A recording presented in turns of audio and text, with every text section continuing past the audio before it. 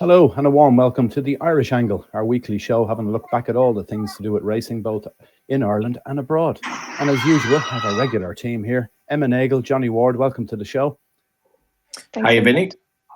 Now, we've loads to go through, so we're not going to get through everything. So I'll just mention a few things that we're not going to cover, just for the sake of it. We'd Colin Keane rode his 100th winner of the season last week. Oisin Murphy, 200 winners. We also had Rebecca Menzies, had a little bit of a raid on Downpatrick there last Friday. 2 winners, including two for John Wade, who was travelling over, and she was supposed to be keeping it a bit of a secret from him, but he did know about it before he got there. So anyway, we'll move on to bigger and better things. There's a lot to get through here, so we'll start off with the Cesarewitch. Alphonse Legrand, that was the big story from last Saturday. Emma, it's caused huge controversy. What do you make of it?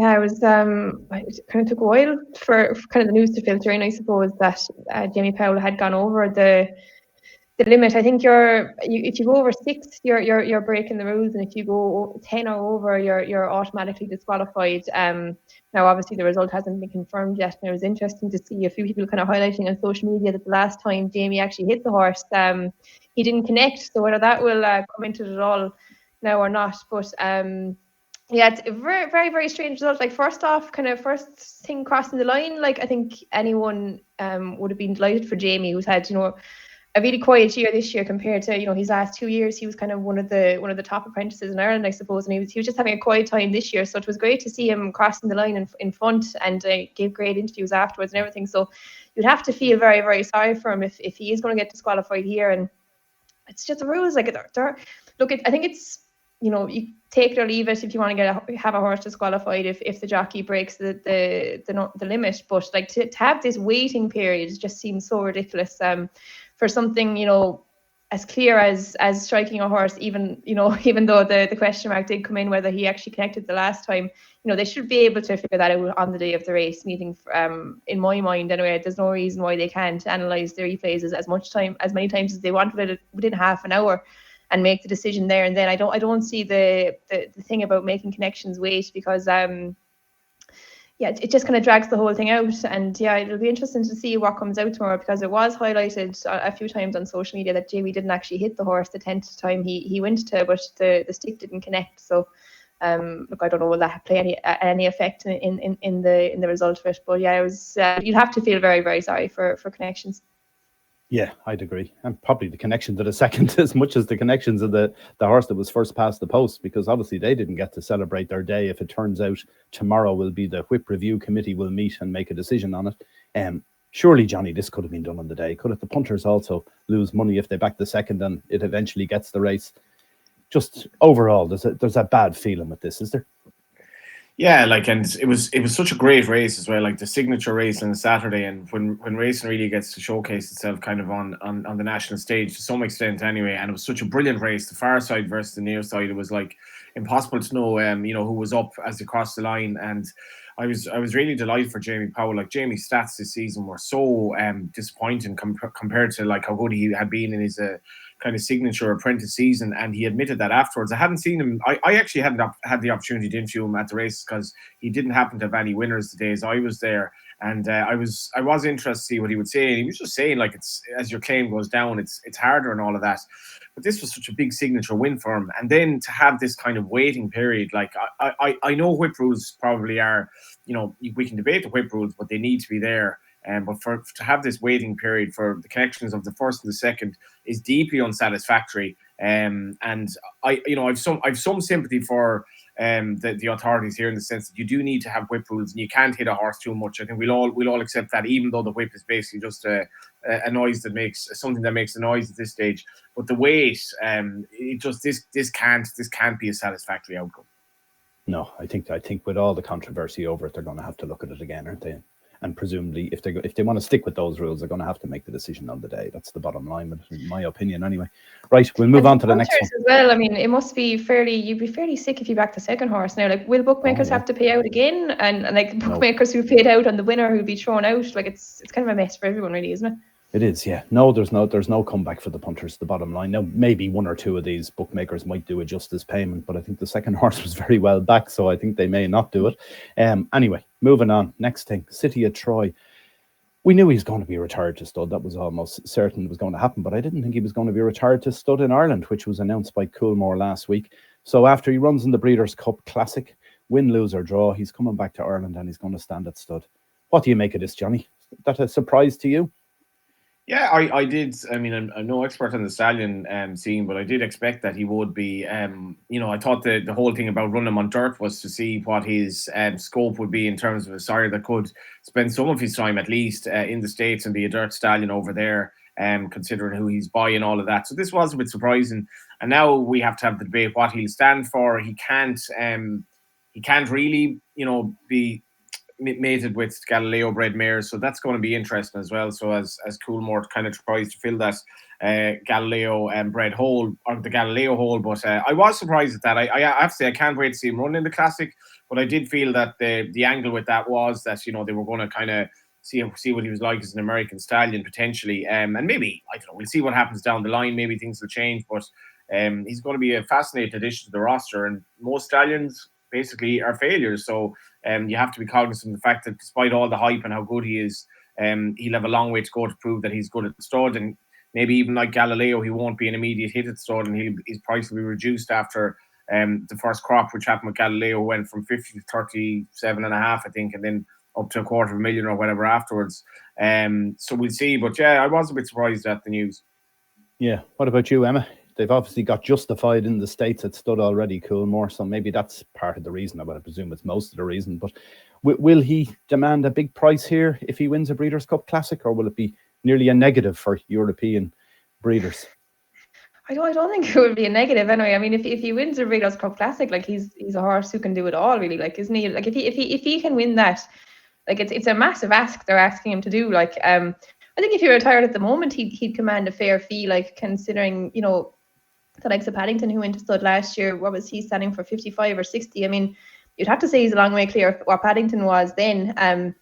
It's very interesting. We kind of talked about this before. I'd say what probably wasn't the easiest decision to kind of say, would he come to Ireland or go to America? But I suppose they're probably still looking for that next superstar stallion. Look, Wooten Bassett's obviously there, and he's flying at the moment, like the prices he was making at the sales and what they're doing on the track and stuff. But he is 16, I suppose. Maybe they're just trying to find the natural replacement for at the top level in Tipperary, I suppose. But yeah, it'll be fascinating. It's nice to see him staying in Ireland as well, because anyone who can go to that stallion trail and stuff that goes on in the January as well can go and see him in the flesh. And like if he wins the Breeders' Cup Classic, like he's going to be one of the superstars. I know people like to slate him and talk about how much Aidan hypes him and stuff, but I don't think you can take anything away from it if you can go out and even to run a massive race and be narrowly beat in America would be huge. Really exciting to see what he can do over there, because I think Aidan was kind of grilled again at the weekend about him being the best he's ever trained and all this. But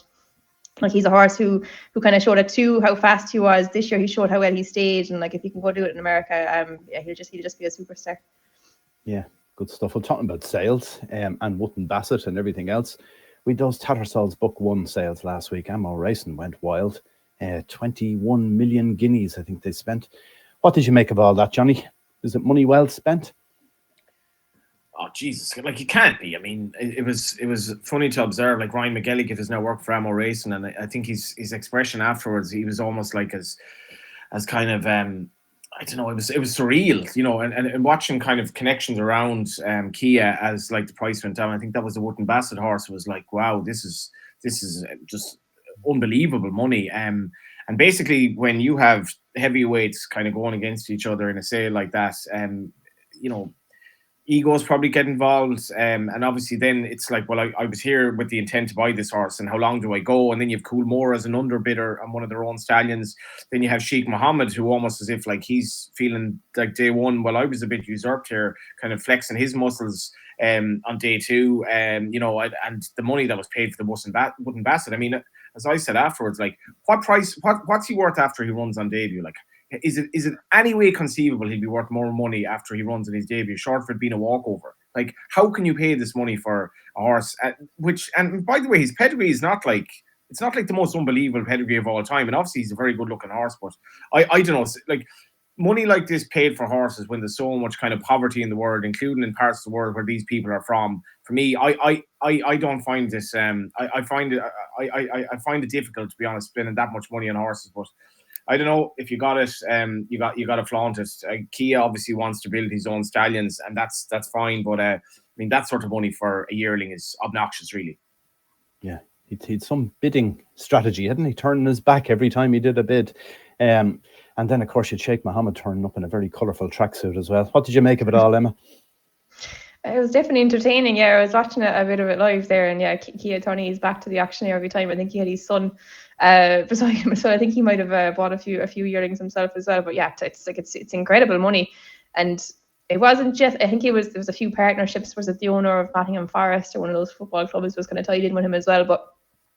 It's interesting what he was saying, like about trying to kind of break the hold that like Godolphin, Coolmore, Juddmonte have kind of over the top end yearlings, but at the same time, like he's on about opening up the market, but there's only a very select few can get in, even if the market is open at that kind of price. So yeah, it's interesting. I know he's talking about supporting his stallions. I was trying to think who do they have? They have Persian Time, I think, don't they? And King of Steel, I'm not sure, is he going to be retired or will he come back to the race course? But look, it'll be interesting to see how it goes for him. Like the money's incredible, and okay, it can only be good, I suppose, like for racing. Like the fact that Amo have horses in Ireland and in the UK, and they're spending this kind of incredible money to stay racing here. But it's crazy the contrast between the top, like this is all the news, like Amo Racing spending, what was it, £25 million or something on 24 yearlings or something like along those lines, whereas like a week or two before, like that you had like book 2 of the Orby sale and the last couple of days of the the Tattersall's yearling sale, and there was people scrambling just trying to cover their costs, and a lot of the time losing significant sums for smaller consigners on kind of the lower profile yearlings. So it's like the top and bottom end of it is very contrasting, and it's kind of just been highlighted the last few weeks, I think. That's the thing as well, and that's the point that I'd take from it, like what Emma's making. I mean, I was walking through Dublin City to go to the work on Saturday, and like, you know, you see there's so much wealth in terms of the tech companies, and then you see so much poverty and like drug addicts, and like the divide between those who have and those who have not just seems to be getting bigger in society in general. But in racing, like, the bottom end of the market is like an absolute scrap heap. Like, so who actually benefits from this obnoxious money being paid for these yearlings? Like a tiny number of people. It doesn't trickle down into racing. Like, it doesn't. So Kia has this money. However, he got his money. I mean, I don't know how he has all this money, and he can explain that himself, obviously. Sheikh Mohammed has all this money basically from oil in the Middle East, which is effectively destroying the world. So they're paying all this money to a tiny number of people who have really good stock. But at the bottom end, you know, people are trying to sell horses that aren't going to command them fees. They're basically next to worthless, or they can't get the money back that they've spent on them, because, you know, prize money versus training fees at the lower level, it just doesn't add up. So it was a real kind of have and have nots aspect of the sale, which, like, who ultimately benefits from this? A tiny number of people.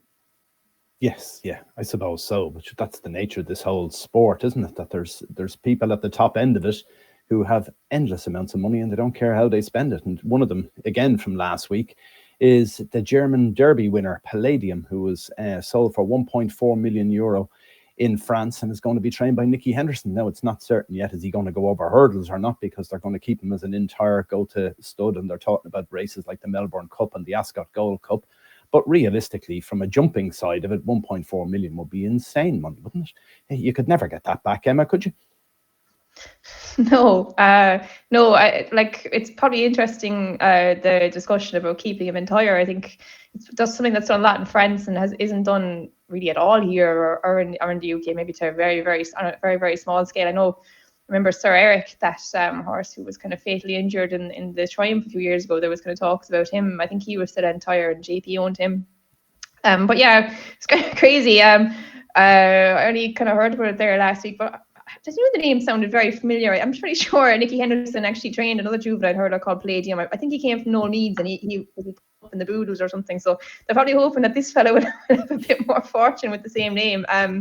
Yeah, it'll be interesting to see what he can do. your blog was very, very good point. Was he introduced at 12 or 14 to 1 for the Triumph Hurdle, and like this horse has never even seen a hurdle in his life, so it'll be interesting to see what he does when he's confronted with an obstacle. Yeah, look, I don't know. It's crazy money to spend on a national hunt horse, but we've seen it like time and time again with the sales in national hunt like that.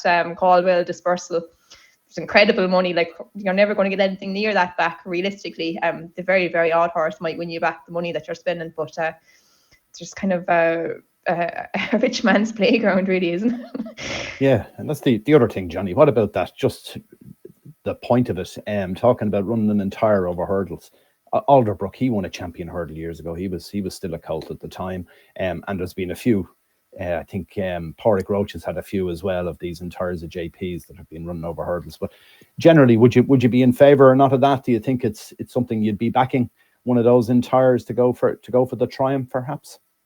Yeah, that was the thing with Sir Eric, as Emma said, that was going to be quite interesting in his career. Like it's a lot more common in France. Like there's a horse now, is it Jessois Alois, and I might be getting his name wrong here, who's a quite a well-regarded stallion. I think he might even be in Ireland now, but if you look him up in France, he ran, I think, 5 or 6 times over jumps, never won a race, and was sent to stud. Like you'd laugh at it here, and he's actually quite a popular stallion. So over there is a nickname as well. You get like horses just going racing as inters and making good national hunt stallions, and it is maybe something that we do need to look at more, because it's probably like you think here, oh, like what are Ballydoyle going to run in the Ledger this year? That's the new national hunt stallion of next year, if it's the 8th or whatever it is, Order of St. George, yada yada. But it's just it's something that we might maybe look at a bit more here, because it potentially doesn't make sense. If the horse has the pedigree, takes his racing well, and like he's a good looking horse and can, basically stand the rigors of jumps racing, maybe he should be considered more of a stallion than a horse who just stays on the flat. Yeah, it could open up a whole new market, couldn't it, as well, for purchasing these at the sales, if you thought you could keep them as entires and run them and then take them onto stud afterwards. That'd be the whole thing. Maybe that we could get the Amo Racing people involved and everything if we thought that was going to happen. Anyway, moving on. Another one was Cocoa Beach. I don't know whether you saw this in the Czech Republic, the Velká Parabuka, or Pardubuky, I can't pronounce it. Anyway, you know the race, the big cross-country race in the Czech Republic. Gordon Elliott sent Cocoa Beach over, ridden by Keith Donoghue. My God, he was absolutely cantering when he made a mess of the third last. What you make of this, Emma? He would have won, would he, if he'd have stood up?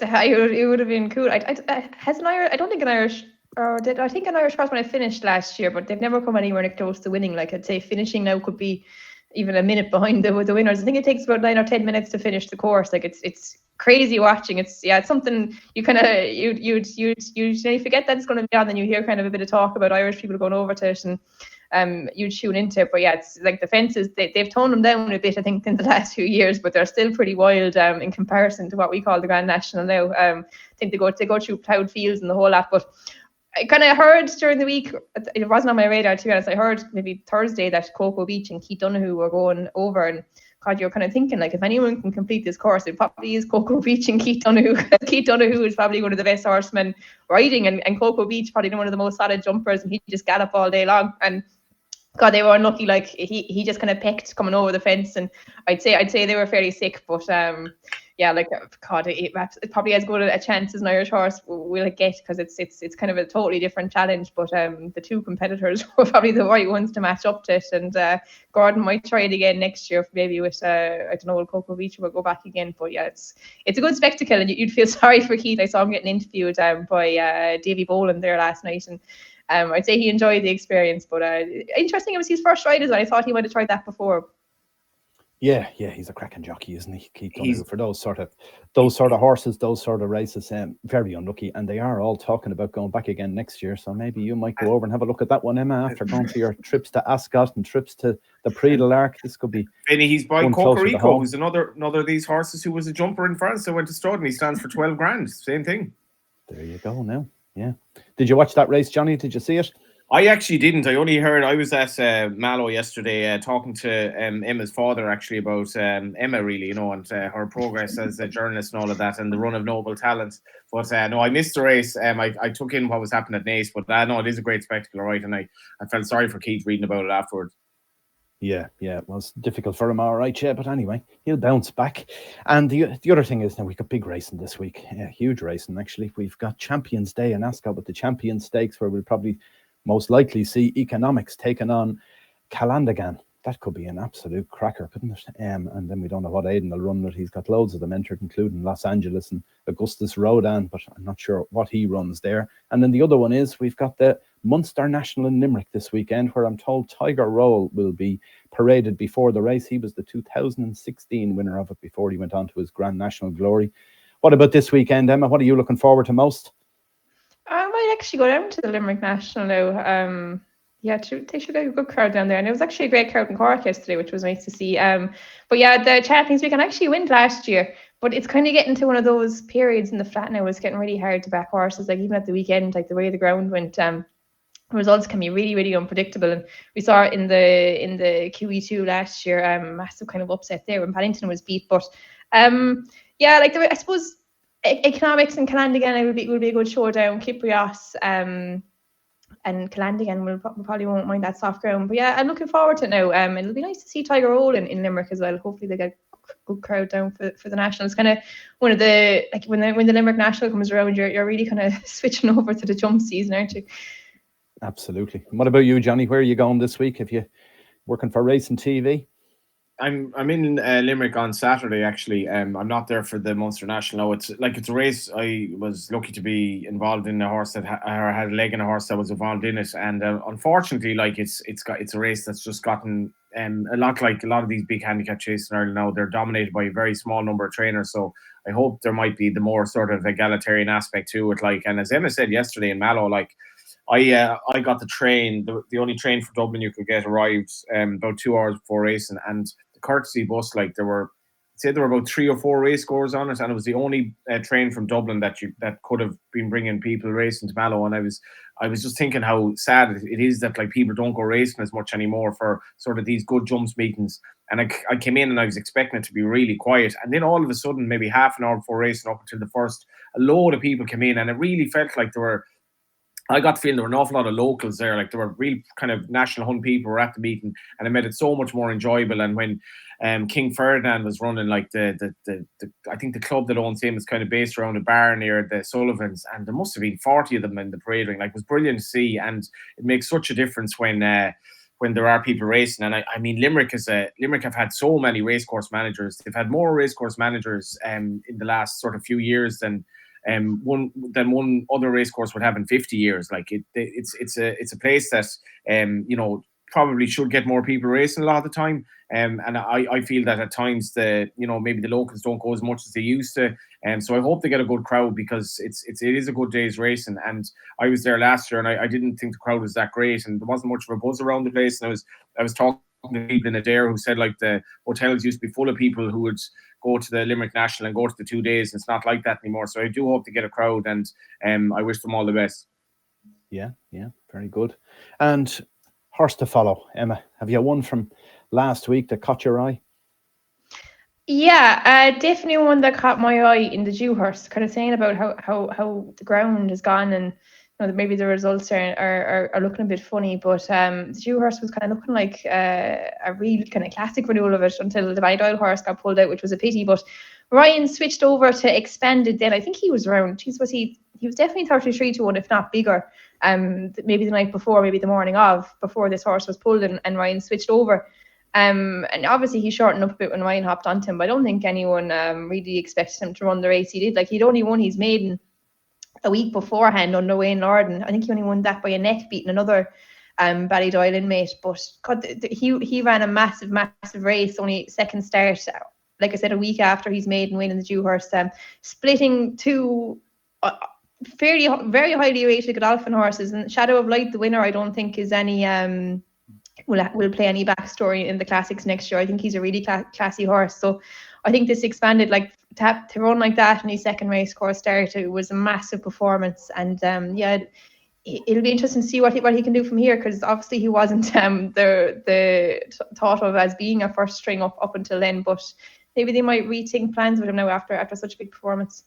Yeah, he finished very strongly, didn't he? Yeah, it was a good effort, all right. Johnny, what about you? Anything catch your eye? I'll give a Noble Birth. He was third in the handicap chase yesterday. It was his debut for Gavin Cromwell. You might be familiar with the colours. Is the Inbound Syndicate. Their horses have been based with Eric McNamara. The Inbound Syndicate horses have now switched to Gavin Cromwell, and there was a relationship between one of the main people in the syndicate and Gavin before. So Gavin, who's obviously not short of horses, has some nice horses coming his way. And London Office Calling obviously won from the other day in these colours. A Noble Birth, considering his lack of experience, and he's a flatbred horse off the top of my head. He's taken well to fences. His first run was very good, and his lack of experience yesterday, he still finished a good third in a handicap. And I did say as well, I said to his daughter, I'd give a mention to on the podcast today to Harry Smith, just on the basis of Portnacoup, winning 3 races in a row. I think Harry's 86, if not 87. I interviewed him last year, and he was talking to giving up. I think it was last year at Downpatrick when one of his horses won, and he had serious surgery that could have killed him, like literally could have killed him a few months ago. Came back and has been very upfront about kind of some of the struggles he's had in life, and was a really good stock car driver back in the day. But he's like not far off 90 years of age. He looks way younger than he is, despite all he's gone through. And he got Portnacoup off another yard, and he's after winning 3 races on the bounce. And for anyone to do that in Ireland at any level is amazing. And Harry's one of these stories that just makes me love racing, to be honest. Yeah, again, we lost another guy last week. Was Billy Boyers. I couldn't believe some of the stuff about him. He's from your old neck of the woods, Johnny. Is he at Ross's Point in Sligo, your side of the country anyway? Yeah, but, I interviewed him at the races, was it last year? Somebody said Billy is racing, and I had to say, no, I didn't know him, but I interviewed him about his Cheltenham heroics and the fact that like he was training horses on the beach, and the benefits and the pros and cons of all that. But he was an amazing man. Like, he was in great form, and I think he was in his 90s when I interviewed him. So yeah, may he rest in peace. Some great stories. Really nice obituary in the Irish Field about him, actually, if anyone got it. Yeah, he wrote he trained a Galway plate winner as well. Like, amazing that he did what he did from where he was based, wasn't it? Out on the West Coast. And back in the day when he was doing it, whatever, 50 plus years ago, the road network was a disaster. I can only imagine how he did it. He must have never been out of a horse box. But anyway, I'll give you one as well, one to follow. I don't know where this will go is the problem, because the 2-year-old filly that ran in Nace yesterday called Copacabana Sands, trained by Diego Diaz, was unbelievably unlucky in a sales race final, an auction sales race final. Finished third in the end. It's probably a decent enough race. There was a lot of money for the second horse in it, which was a newcomer that was very well backed.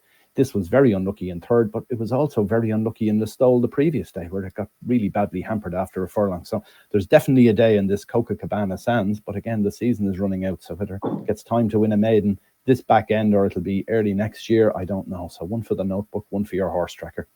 Anyway, thanks for watching and sticking with us again on irishracing.com. Do subscribe to our channel if you haven't already. Make sure you gamble responsibly, and we'll see you all again next week for more of the same. Thanks for watching. Bye for now.